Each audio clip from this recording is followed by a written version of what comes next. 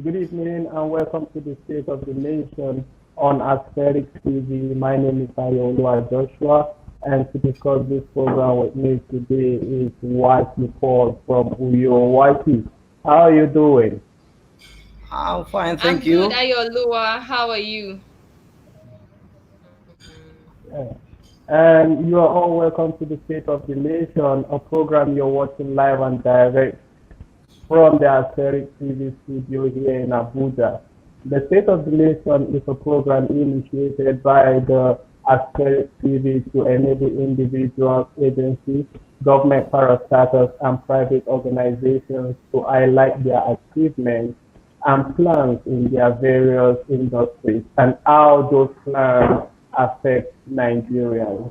And on this program, our viewers can interact with us live on the following social media handles: on Facebook at official Asperic News, on Twitter at Asperic News, on Instagram at asperic.news, and you can send us SMS on 08099990549. And please do subscribe to our YouTube channel, Asperic TV, for more programs.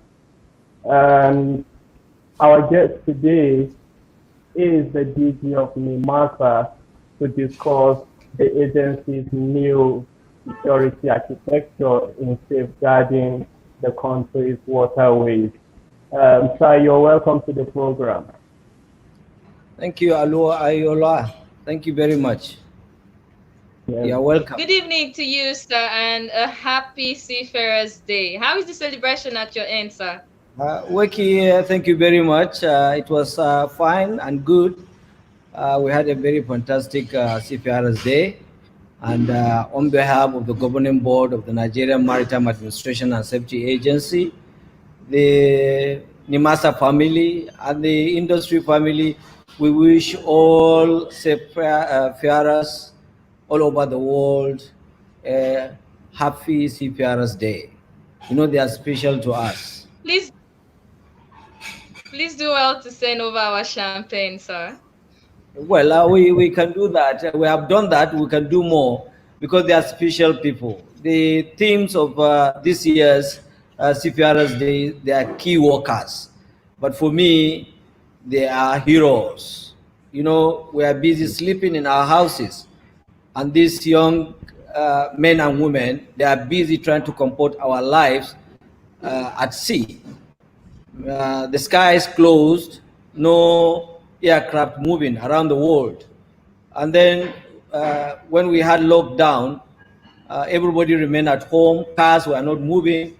And these young men and women, they are busy moving in the ship, in our waters, to make sure they deliver those necessities for human to enjoy, even at the expense of the COVID-19, the medicine, the equipment, the medicals, and food items. They used to transport it through the sea and bring it down to different parts of the world for our own use. That is humanitarian work. For that, I consider them also heroes. They are not only key workers, but also they are heroes. So we have to celebrate them, and we are congratulating them, and we wish them more and more happy Workers' Day. Sorry, CPRS Day. Thank you. Still on seafarers, so who is a seafarer and what really qualifies one to be called a seafarer? Well, seafarers is any person that engage by ship owner to work in a ship. And we have different categories. We have officers, we have middle officers, and we have lower officers ratings that work in different forms. So, for example, those that work in kitchen, those that clean the ship, and then the medium level, those technicians also. So, and then we have the senior officers like ship captain and chief officers and chief mates. And those are the kind of seafarers. And different categories of these officers, they have different requirement and qualification to be. For instance, you look at what Nigerian Maritime Administration started in 2008. We call it Nigerian Seafarers Development Program, where we carry young Nigerians and send them through all over the world to study different fields: marine engineering, marine architecture, and mechanical engineering of ships and other things like that. Those are the officers of ships. So at the end of the day, if they finish their COC certification as well as sea time, they now come and join ships employed by ship owners so that they can work and serve in the ships. And they have, as I mentioned earlier, we have different categories of functions they perform. Just like in my office, Nigerian Maritime Administration and Safety Agency, you get administrators, you get accountants, you get cleaners, you get securities and other things. That's also ship. Ship is like a house, so or like a company or an office. You have different categories of workers that perform different functions. So in terms of qualifications, it depends on the level of that particular category you belong. You will have to get, like for instance, you can get as lower as STCW 95, which is the lower qualification, that minimum that you have to learn to be in the ship so that you can do different kinds of work in the ship. Oh, wow, interesting. You make that sound very interesting. I'm already thinking of becoming one. Ayodua, over to you. Waki is very good. We have a limited number of women into the seafaring. So last year's really? That was what we did. We tried to see how we can cajole women, because no woman can withstand that. You can spend 40 days from here, maybe 2 years, in a ship. So not every woman can do that job. But I would love to have people like you on board vessel as seafarer. Sure, sir. I'll definitely give it a thought. Thank you very much. Thank you so much, sir. Thank you. Ayodua, over to you.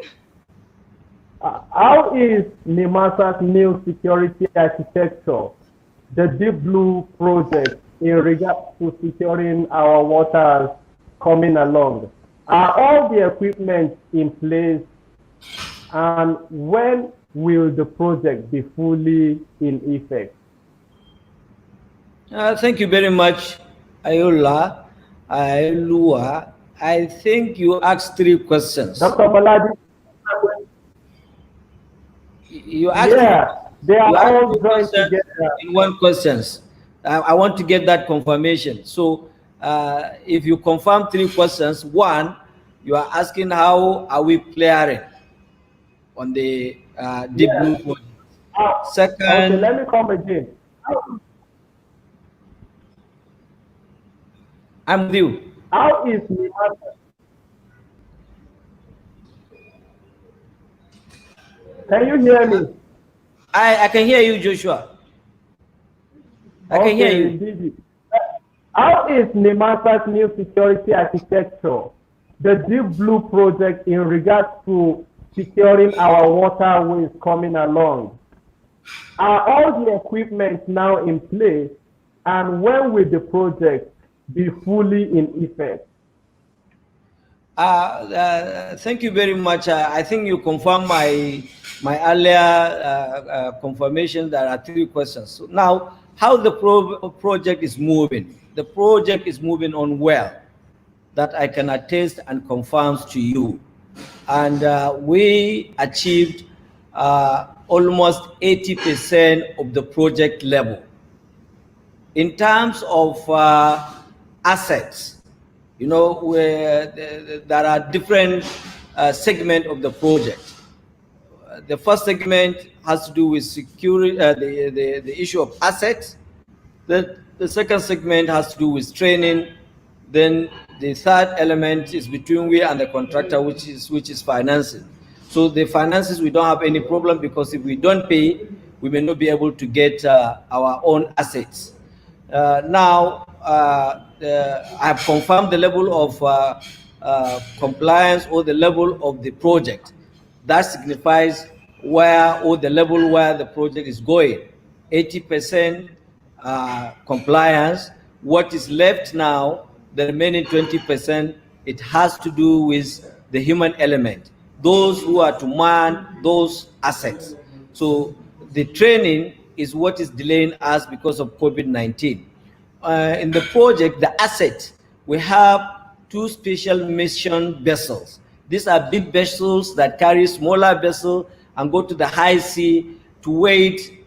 If there is any report of attack or any threat, they can now release the smaller vessels to go and salvage the situation. Now, we have 2, we imported 2 and we received 2.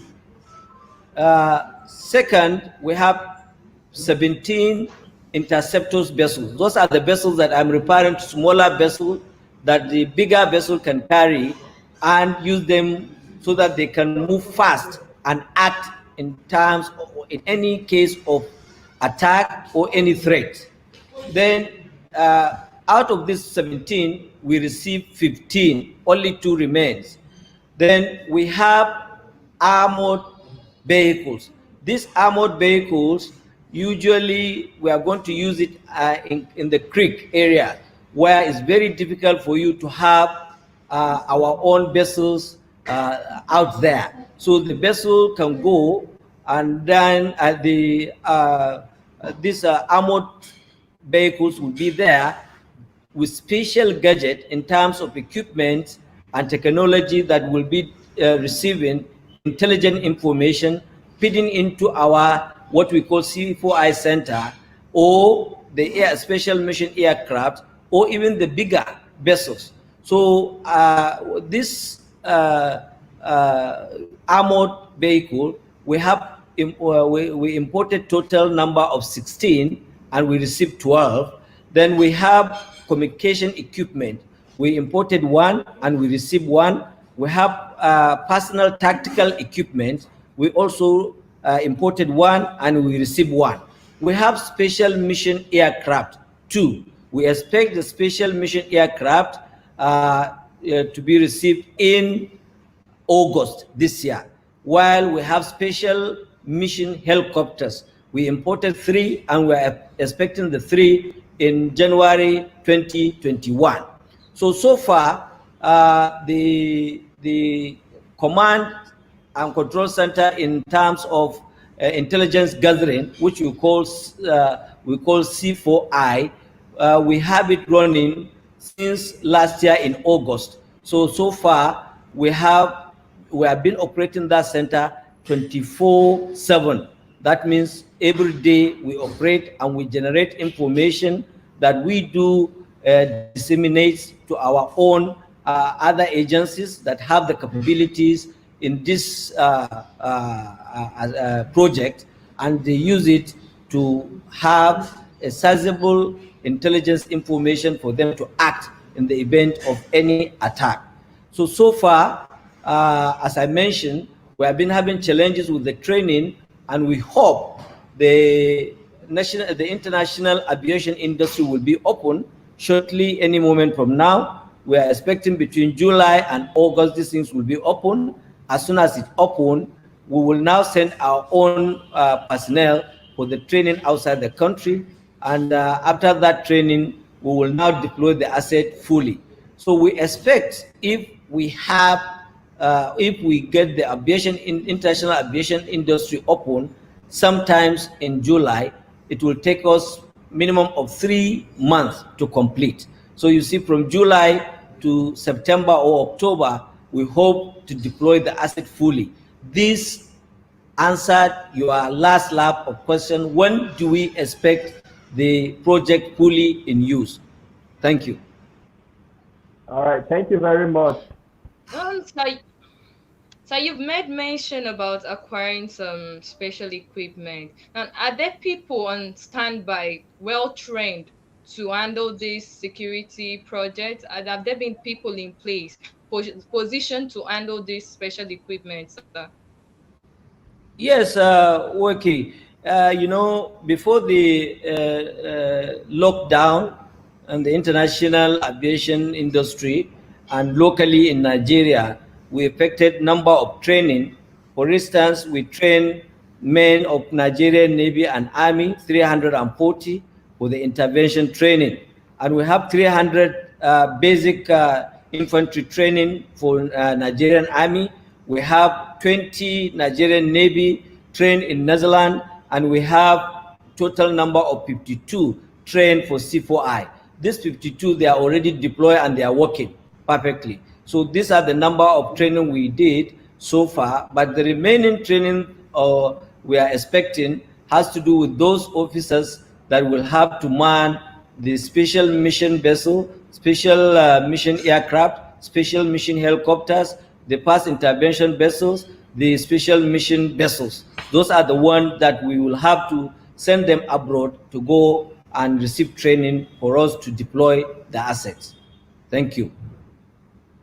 All right. Okay, sir, that is really nice. Thank you very much for explaining that. In the area of cabotage, could you give us a brief explanation on the policy? Well, the policy of cabotage is came from Jones Act. We brought it from Jones Act in the United States, whereby every country will try to protect its own trade and cargo within the country. If I am trying to define the policy of cabotage, is like you have your own, we have our own country here, and you buy boats, and then a Lebanese or somebody from Israel also buy a boat. Then he will now be using our own internal roads to carry passenger, while you, as a Nigerian, you own your own vehicle, you won't be able to have any passenger to carry. So different governments in different countries introduce laws to see that they control their own passengers in terms of road transportation. If you look at our own road transportation in Nigeria, you hardly see any foreigners carrying passengers or carrying luggage or cargo with respect to the road transportation. Now, when you get to the water transportation, similar policy also come into effect. We try to see that we control our own cargo within our own territorial water, so that nobody, no foreigner can come and trade in our own waters without necessarily allowing Nigerians to have. So that is the cabotage policy. Cabotage policy means that we should own our own sea transportation system within the country.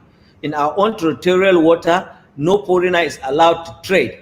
We have our own policy and guideline that nobody should be able to carry any cargo without approval or without following such guideline. Similarly, if you look at the aviation industry, you can hardly see British Airways or American Airline or Emirates carrying passenger from Lagos to Abuja, or from Abuja to Onitsha, or from Abuja to Maiduguri. Only Nigerians approved owner of airline can carry passengers from one destination to another within the country. However, in sea transportation, we also have similar things. Just like the way you are seeing road transportation, you see aviation industry, then also in the water transportation also, that is what we aim to address. And the guidelines for operations, operating the cabotage, it has to be, if you are to trade with any vessel within our own territorial water, all the staffs of that particular ship must be Nigerian. We call it manning. The manning of that ship must be Nigerians. Then the person that owns the ship must be a Nigerian. Just like the person that owns the car must be a Nigerian in case of road transport. In case of air transportation, the same thing must be a Nigerian. Even rail, you can see there is a monopoly. Government has the absolute right to use railway. So also no foreign rail company is allowed to come here and establish like British Rail. they are not here to, so also the water transportation. So ownership, the ownership must be Nigerian. Then building, where it builds, contrary to the car, you can have a car made in Germany, you can have a car made in Japan, you can have a car American model, but in terms of cabotage trade, we want to patronize Nigerians that build ships. It must be built in Nigeria. So you have your own car, you go to the Alausa, you register your own car. Just the way you register your own car, you need also to register your own ship. In terms of registration, that is flag, you must be registered, that vessel must be registered in Nigeria. So this is what we call 4 legs of cabotage. Manning, ownership, registration, and building must be Nigerians. So that is what cabotage is all about. Thank you. All right, thank you very much. Okay, thank you so much, sir, for that. No, so how is it with the proposal your agency sent to the federal government is regarding incentives for the maritime stakeholders? Well, because of this COVID-19 and post-COVID-19 palliatives, we look at the happenings in Nigeria.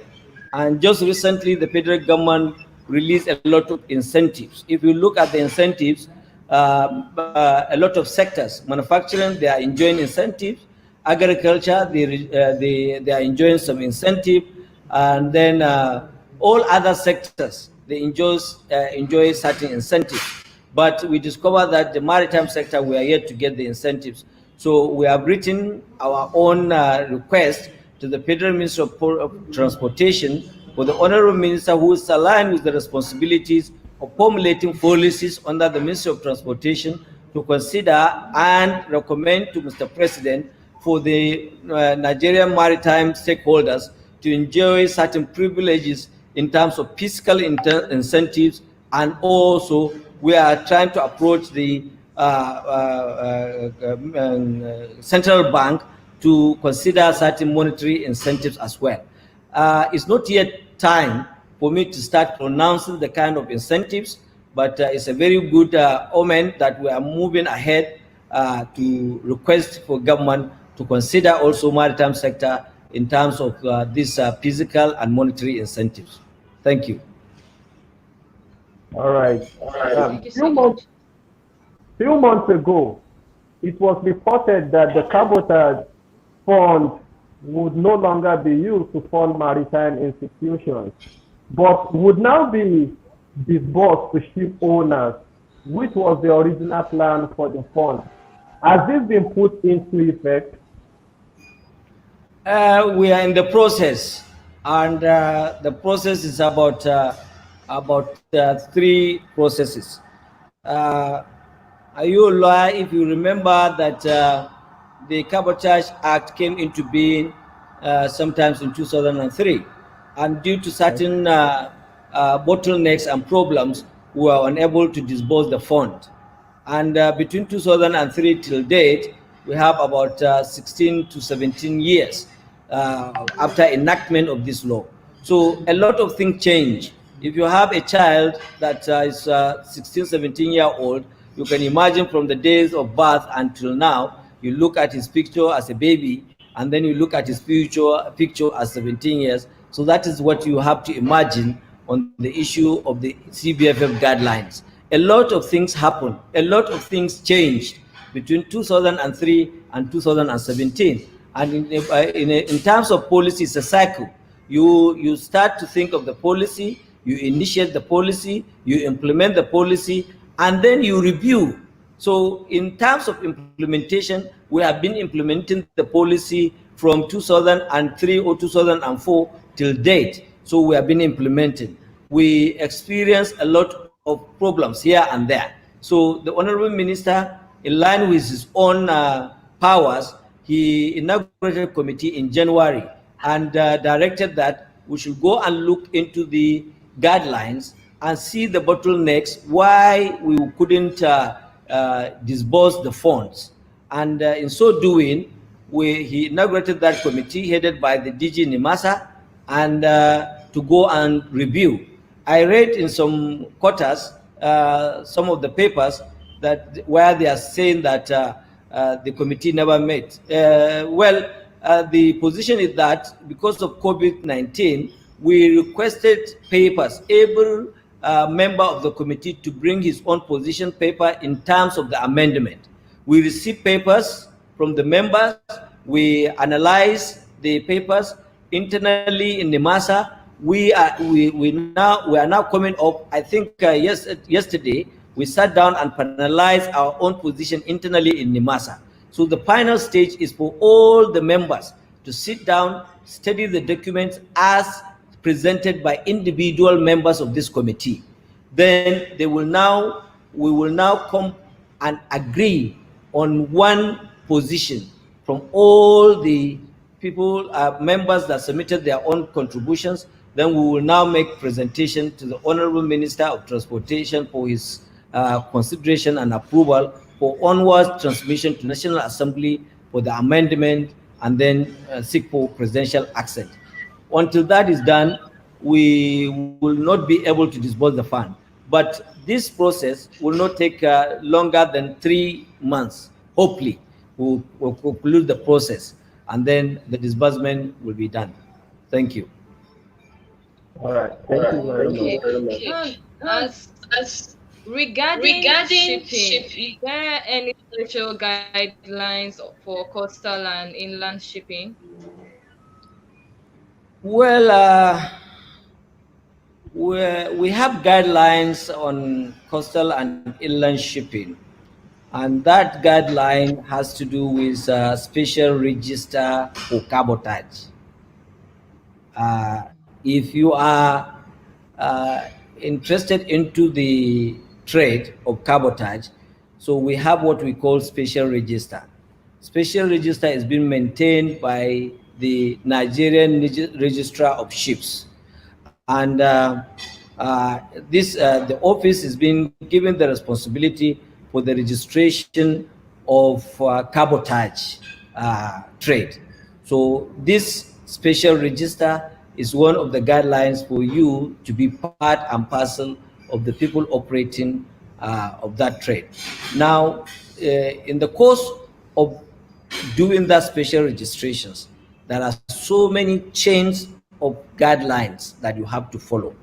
So the Registrar of Ship will look at that guidelines and make recommendations to the NIMASA Chief Executive to approve or otherwise for you to be part of the cabotage trade. That's we call it Special Registrar for Registration for Cabotage Trade under the Office of Nigerian Registrar of Ship.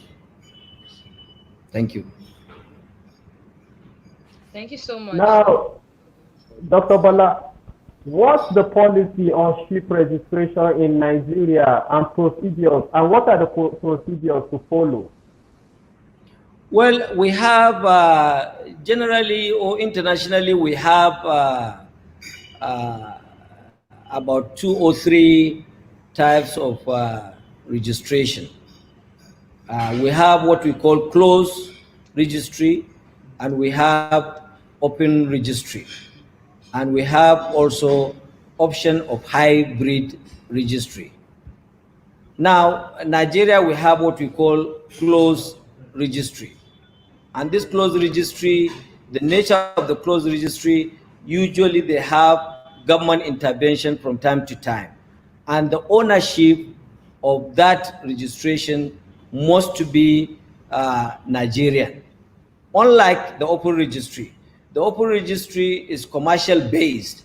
Everybody can come and trade and register. And most countries prepare closed registry so that they can have a secured registry. Now, the third option that I mentioned is the hybrid registry, which is going to be a combination of the 2 registry, open and closed registry, like what UK they are trying to adopt. So, the disadvantage of closed registry, you restrict international ship owners to be part and parcel of your own registry. So we have the option to go for the second registry, so as an alternative to a closed registry, which is also commercial. So this is the position of our own registry in Nigeria.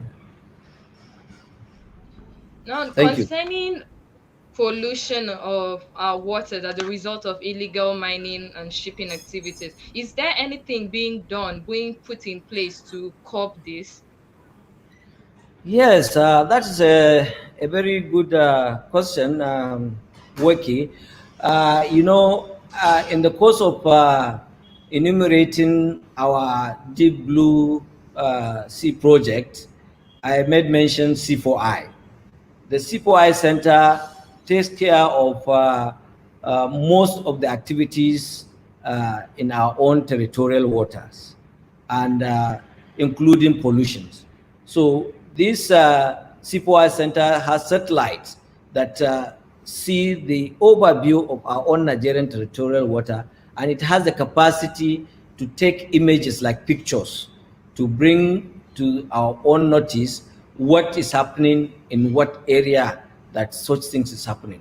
So in terms of pollution, this serves as a very good system of checking in physical notices of pollution. Now, in addition to that, we are reviewing our own guidelines in line with international best practices to checkmate the activities of illegal mining in our own territorial waters, including illegal fishing. So those are the things we have in place to checkmate all these happenings. Okay, so now I'm still on waterway security and that. So some time ago, while talking to journalists in Lagos, you made mention of suppose of our pirates, some pirates that were being arrested. Now you said that the country would soon start prosecution for them. Now, so how is that going? That's another interesting phenomenon, because you see, exactly 1 year now, Mr. President approved the enactment of the anti-piracy law. Now, after the enactment of anti-piracy law, we didn't stop there.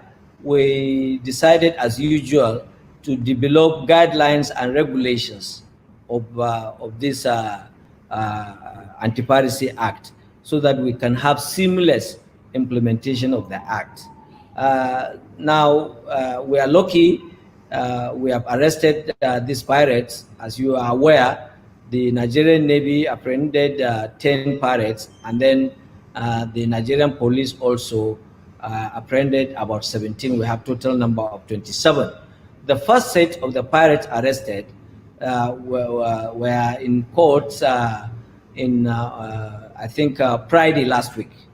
They are at we already sent a charge sheet into to the Federal High Court, Ikoyi, and then we are going to start we are going to start the testing the Anti-Piracy Act on these first 10 offenders.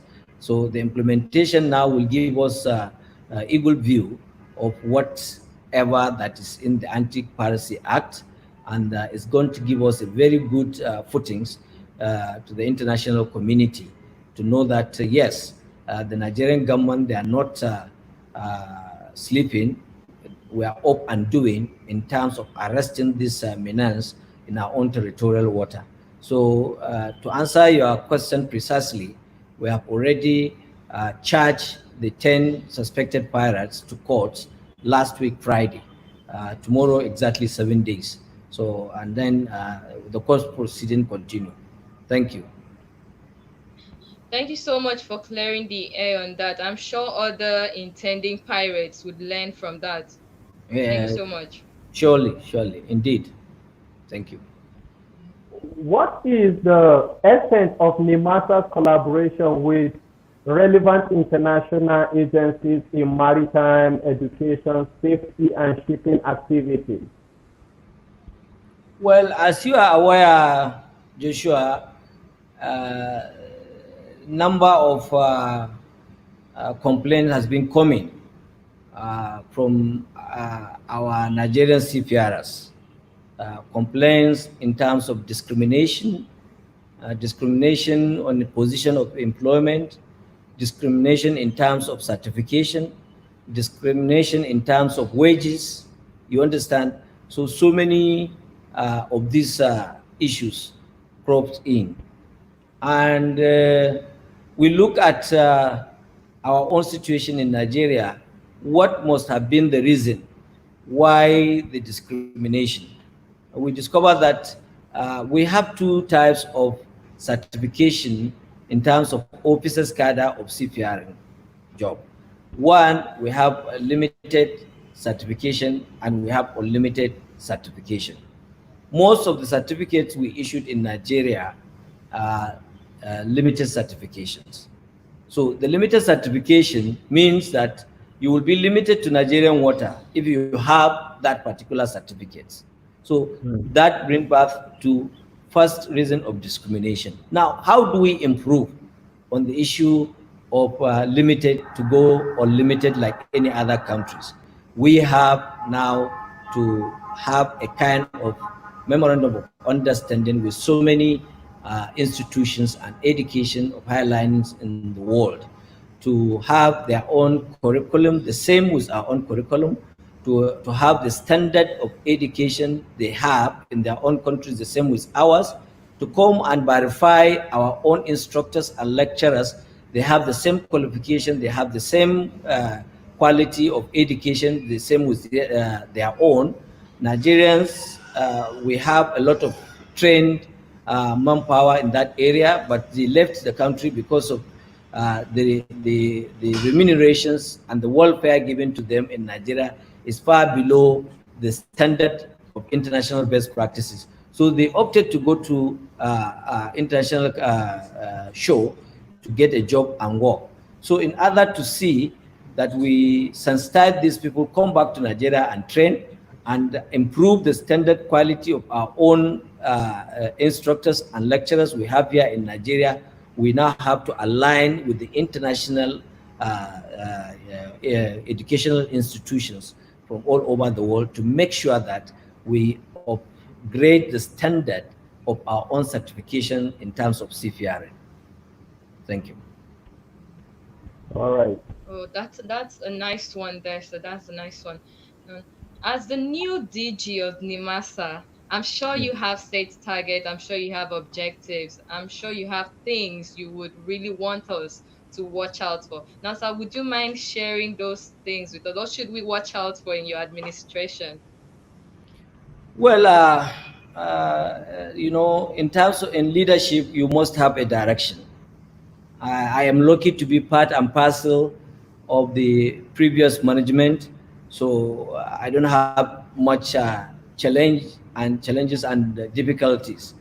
So what I will have to do is to build on whatever the previous management where they stopped, and in so doing, in order to make things easier and simpler for me and my own team to understand and memorize and be on same direction, I try to collapse a lot of strategies we used to have before into 3.S.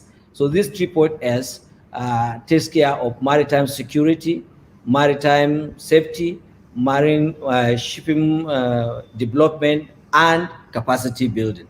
So this 3S subsumed most of the things we have been doing. For instance, if you take marine environment management, before 2007, the Maritime Safety Standard Department and the Marine Environment Management used to be the same department. But suddenly, we now have to separate it in order to ensure efficiency and effectiveness. Now, in doing so, I try also to align so many mandates and functions of the organization into the 3S. I have already given you the background of maritime security. So let me not engage in giving an update on what we did under the maritime security. Now back to maritime safety. The maritime safety, Nigeria used to be or is the coordinating center of 9 countries in Africa. And we have the maritime regional coordinating center at Kirikiri. That is our annexed headquarters in Kirikiri, Apapa, whereby we have what we call Global Maritime Distress Safety System. This is part of SOLAS approved by international maritime organizations for maritime administrations to ensure that they enforce safety for navigation in our own territorial waters and beyond. So whenever you have problem with your ships in terms of anything distress that has to do with distress, you need to have we need to have this GMDSS that you can easily have to access and lay your complaint, and we will now have to respond. In so doing, we have 4 centers that can easily coordinate the entire territorial waters and beyond. The first center is based at Regional Maritime Coordinating Center in Kirikiri. We imported the machineries and it's perfectly working now. And with press of button from your ship, you can access that particular center. Then the second center is at Takwa Bay. Takwa Bay, we finish the building, we bring in the equipment, and then what remains now is for programming. The professionals need to come in from UK after the international aviation lockdown. They will now come and program it. That one also you have easy access to it. Then the 2 others takes care of eastern and central zones, which are in One, Boni, and Escravos. We are in the verge of completing the centers. We procured the equipment. The equipments are in UK. We are yet to shift it down to Nigeria. Any moment from now, if the aviation industry is opened, possibly we may also use ship and then bring the equipment down and install those equipment. So as far as the GMDSS issue, on the issue of safety, we are on course and we achieve more than 60% in terms of that. Then the last S has to do with shipping development. The shipping development takes care of what we call ship repairs. So in terms of ship repairs, last year NIMASA invested in floating dock. So this floating dock is a multi-billion investment. The floating dock is already in Nigeria, and we just concluded arrangement with Nigerian Port Authority that they will come in as a partnership to give us the continental shipyard to be able to use that, and then we will now bring our own floating dock to the continental shipyard, and then we bring in the managing partner for that ship or dockyard, and then that will give or will open door for the younger generation like you, Waki. You can work there if you don't want to go to sea, and then Ayola, I don't think if you like to leave the media group, but for Waki, I'm inviting you. We have opened a very brand new shipyard that will be repairing most of the vessels we have in Nigeria and even outside Nigeria. We are expecting over 300 opportunities for employment in that shipyard, and we are going to use it also as a facility to train some of our youths that are in Maritime Academy Oron or Maritime University in Okerenkoko. They will be part of that. So that is on the part of ship repairs. Then we have shipbuilding. Shipbuilding, what we need to do is to provide enabling environment for those people in the industry of shipbuilding. We are taking stock of those industry players, and we want to know the capacities they put in place at the initial opening of those shipbuilding industry, and then whether they are building the ships up to the capacity level or they are not doing so. And whatever result we have, we would like to know why. Then we would like to know what type of intervention we will have to give in order to uplift the standard of shipbuilding industry. Then the other part of shipping development has to do with fleet expansion. The fleet expansion is part of the CBFM.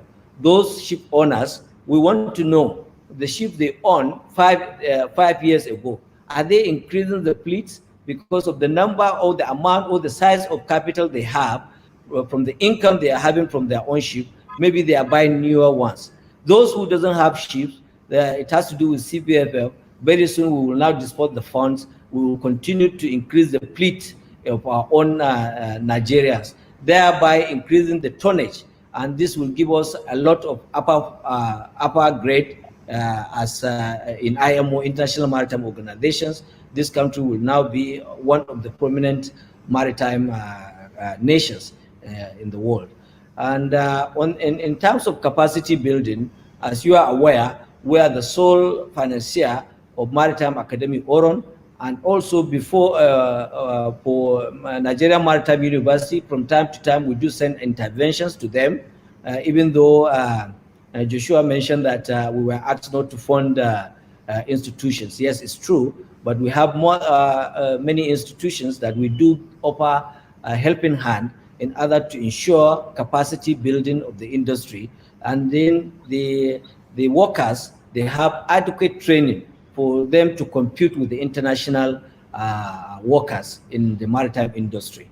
So these are the issues of strategy. Now, in ensuring that we maintain standard, we also started looking at domestications of laws and conventions from the International Maritime Organization that is approved, and then we will now to ensure the guidelines and regulations is being implemented as and when due. So we are taking stock of all the conventions released by the International Maritime Organizations and then develop guidelines and regulations for effective implementation. Now, in ensuring this effective implementation, we also, the issue of Anti-Piracy Act, I told you, we also built the guidelines and regulations. As at last week, we concluded everything. We are getting ready to send it to the Honorable Minister of Transportation because it's within his purview to make those rules and guidelines for him to study and then give us approval for onward transmission to the National Assembly. So in a nutshell, these are my objectives and what I intend to achieve within the next couple of years to come. Thank you. Well, so good to know that I have an opening in your agency. And congratulations on your achievements so far. So I'm sure you've had some challenges since you came in as a new DG. Now, would you like to share those challenges with us? Yeah, the challenges are enormous. As I told you, Waki, I will restrict myself to one challenge, which is the challenge is also affects everybody, which is COVID-19. I just came into office, the issue of COVID-19 came in. And then we have an average staff strength of 2,000. And the directive was given that we should maintain at least 220 workers in a given department. So we have 9 departments. If we maintain 20 workers, 20 times 9 is going to give you 180. We expect these 180 staffs to work the same with 2,000. You know, that one is not easy at all. And then most of the industry, players in the industry, they are closed. We have number of vessels that do come on daily basis. On the basis of that, we generate revenue that we run the organizations, as well as, giving our own contributions to the national treasury. Now, the number of this ship dropped. There are a lot of stringent measures for vessels moving around the world. So that also affects us. Vessels that came in, we have to allow them to stay outside for a number of reasons. The issue of seafarers, giving them restrictions. We have to issue, marine notices I'm happy to announce that we are one of the first country, in fact, in West Africa, we are number one to start sending such marine notice. We are the one that started designating the CPRs as essential services workers, and we publish it as marine notices. So all these ones are challenges which we try to cope with and make sure that these challenges does not affect our own effectiveness and doesn't slow down our own operations and successes that we intend to achieve. So far, we are happy and we are grateful to the industry players, to the government. They are giving us enormous cooperations in terms of surmounting our own challenges. So as far as I can say, in terms of challenges, the challenges we are experiencing is not the challenges that can stop us from achieving our own mandate. Thank you very much. Thank you so Thank you much, very sir. It is our wish that you would surmount those challenges in due time. Yeah. Now, Dr. Bala, talking about the challenges, I just want to point out something. How has the funding of NIMASA been since you became the DG of NIMASA? Well, you know, NIMASA is a self-revenue generating agency. So we fund ourselves. If we prepare our own budget, there are statutory amount of percentage that we do pay to National Treasury. That's our own contributions. We call it operating surplus. And then we have to pay certain percentage to Man Oron. We have to set aside certain percentage for called maritime funds. That is the development of infrastructures of maritime. And so far, we are within the purview of our own budget, even though the federal government directed that we should reduce our budget by 25%.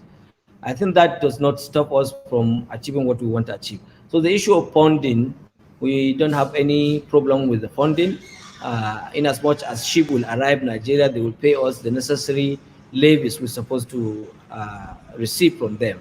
And once we receive, we appropriate it in accordance with the laid down rules and guidelines by the federal government. Thank you. All right. Thank you very much. Now we will be going through the question because we have some few questions here for you, Mr. Bala Jamoh. But before that, I want to know from you, how has the use of technology been in NIMASA? Because we can see that we are in a more technology day. How has NIMASA employed the use of technology? Thank you very much, Joshua. I think this is a very good question that I supposed to address earlier on when I was mentioning about the challenges of having reduced my workforce from 2,000 to almost 180. There is no better way to address that issue other than use of technology. We are lucky before the coronavirus, the NIMASA ICT facility, we reached about 80% automation level. So because of that, we didn't have much problems in trying to use technology to continue to operate how we used to operate. So in terms of billing system, how we do generate our own revenue, we can easily use the technology to send debit note, and then the relative shipping, shipping companies can pay through online, and we receive our own revenue. We now issue clearance also online. The vessel can sail without necessarily having a kind of face-to-face transactions. So that has been very good. It's reduced a lot of burden, reduced corruption, it's increased efficiency, and that's basically the major secret about our own success and reduction in terms of pains that we're supposed to have with issue of challenges. Thank you very much. All right, you've been listening to Bashir Jamoh, the DG NIMASA.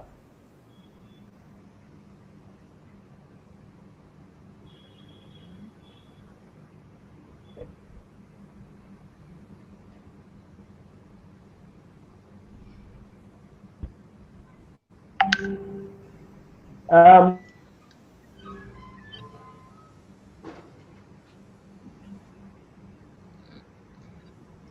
Ayolua, are you still there? I think he's having some technical problems. While we are trying to address the issue of importance of technology, the technology they are trying to cut me off with Joshua. Joshua, are you with us? So while we wait for him to connect back, now, so few days ago, I ran into a post on social media of a young man who was lamenting really bad about not being able to secure a job with the maritime sector. Now, sir, is there anything being done to address this? Because a lot of people are graduating from maritime institutions by the day. So, is there anything put in place for these people to gain employment in the maritime sector? Yes, Waki, I just mentioned to you the deployment of our floating dock will generate employment not less than 350. And then we are looking into the possibility of providing enabling environment for the uh, effective utilization of our own deep blue sea assets.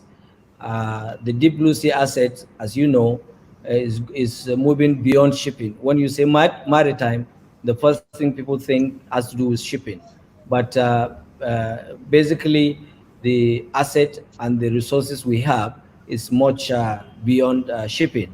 So NIMASA's role is to provide enabling environment for harnessing the deep blue economy or blue economy, in, so to say, to ensure that we have an effective utilization of our own maritime assets and resources. I discussed this issue at length in my book, Harnessing the Nigerian Maritime Assets. I've given classifications of those assets and how you can uh, have access to those assets. So it's not enough for us to build such a kind of literature, but it's also viable for us. The recommendations given in the book will now look into the possibility of implementing it for the younger generations, not necessarily waiting for government to provide employment for them, to see other side of employment prospects and venture into other maritime assets. We have so many assets and we have so many opportunities and openings. We have businesses like legal. If I say bunkering, you talk about illegal bunkering, but we have legal bunkering whereby you supply bunkers to the ships that are coming to Nigeria. Imagine the number of ships that are coming to Nigeria, and you begin to think, where do they get foil that move the vessels? So not so many Nigerians, they have the opportunity to venture into such businesses. We have what we call protective agencies, so that people can go and protect ship owners and ships, as well as seafarers when they arrive into Nigerian territorial waters. We have ship agents, ship warden agents. We have tourism and so many things like that. So is there. So we intend also to provide enabling environments for the harnessing the Nigerian maritime assets, and make sure that and to ensure that the younger generations have alternative source of livelihood. In addition to that, we discovered that the maritime security, one of the reasons, or part of the reasons, is as a result of unemployment. The youth now decided to take maybe arms and start entering into this kind of crime. So we want to apply the stick and carrot while we have this equipments deployed to arrest the menace of these younger generations that are disturbing our own waterways. We try to introduce also carrots by means of introducing entrepreneurship in different parts of the country, so that they can as well make use of that opportunity to get job. We sensitize them. We go through their own leaders in their different areas to sensitize them so that they can come and take up job. Certainly, if younger generations, they are not greedy enough to think that they want to live larger than life, when such policies introduced, we believe that it will go in a long way in reducing the unemployment rates of our younger generations. And I'm glad to inform you that we adopted certain policy among the 3,000 national CPR's development programs that accommodate some of them, that perform well. We engage them. As I'm talking to you, they are registering as bona fide NIMASA staffs. So it depends on the area you read and you have excel. Always our doors is open for employment of younger Nigerians. Wherever there's opportunity, we provide the enabling environment for them to come on board so that they can have a means of livelihood, and we get rid of the crimes that we experience within our own territorial waters. Thank you, Wiki. Well, thank you so much, sir, for that. Now, sir, I have just one last question for you before we go over to the comment section. Now, sir, how much has the Nigerian content law helped Nigerians in the maritime sector? Well, Nigerian Content Development Board, we have a kind of memorandum of understanding with them. And basically what the Nigerian Content Development Management Board have in terms of, prioritizing the issue of Nigerian content is what Cabotage tends to address. So in so doing, they also provide sizable amount of money to give ship owners leeway also to venture into the ships. I know that one of the shipbuilding industry, they benefited from such loan. What they did, I think 2 or 3 years ago, from their own budget, they had to send some money to the Bank of Industry for the beneficiaries to benefit from that particular gesture. So in a nutshell, the Nigerian Content Development Management Board and NIMASA were working hand in hand in trying to cushion the pains of the ship owners. So we are working hand in hand. And if I say so, that means we have the same target, we have the same objective. So there is no limited view on what the Nigerian Content Management Development Board have to contribute towards the development of indigenous shipping in the country. So rather than we work together to ensure that we achieve the same objective. Thank you. Thank you very much, sir. Thank you very much, DG Bashir. But we will not answer any question for now because of the time. But we hope to have you some other time on the show so that we can discuss, and maybe by then we'll include these questions in our next program when we have you again. I can hear you well, Joshua. I said we won't be able to ask some questions from those people who are sending in questions for them to because they want to get answers because of time. But we hope to have you some other time on the show so that we can discuss more further, and then we can include their questions when we are asking you some new questions then. All right, thank you very much, Joshua. I quite appreciate you and your time, and I wish to acknowledge and thanks all our viewers. We are always there. We are serving Nigerians, and we will be willing always to be with you and ensure that we give or we add value to the Nigerians in terms of issue of shipping. For more information, you can follow me on Twitter at Jamoh Bashir, Jamoh Jamoh, Bashir Bashir. So you'll be able to get a lot of answers to the questions and inquiries that you want to do with regards to the maritime industry. Thank you so very much, Weki. Thank you, Joshua. Unfortunately, Thank you are talking about technology. Technology caught us up. I thought I lost you forever, but I'm happy to have you once more again. Thank you very much. Wiki, you send him back Thank you again? so much, sir. Yes, sir. I'm sure he's going to work on his network. Thank Thank you you so very much, much. sir, for coming on the program today as we wait to host you really soon, where will you be talking about lots of achievements. Thank you so much, sir. It's really a Thank nice you very time much. talking to you. Thank you very much. Now, to our viewers, you can continue to follow us on our Instagram or Twitter, our Facebook platforms. Every time while we have this program, it's always a very educating one. Now, don't forget to turn on your notification button on your Instagram and your YouTube so that you get notified whenever we drop our programs. Thank you so much and have a wonderful good evening. Thank you very much.